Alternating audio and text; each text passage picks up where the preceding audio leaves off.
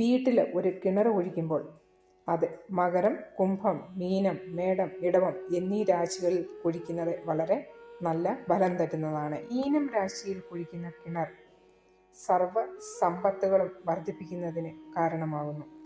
അതുപോലെ തന്നെ മകരം, കുംഭം, മേടം, ഇടവം എന്നീ രാശികളിൽ കുഴിക്കുന്ന കിണറുകളും നല്ലത് തന്നെ.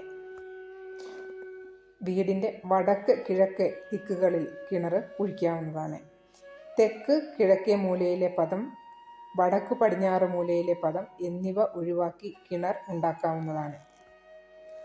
അഗ്നികോൺ, തെക്കുവശം, നൈಋത്യകോൺ, വായുകോൺ എന്നീ സ്ഥാനങ്ങളിൽ കിണർ കുഴിക്കുന്നത് നല്ലതല്ല.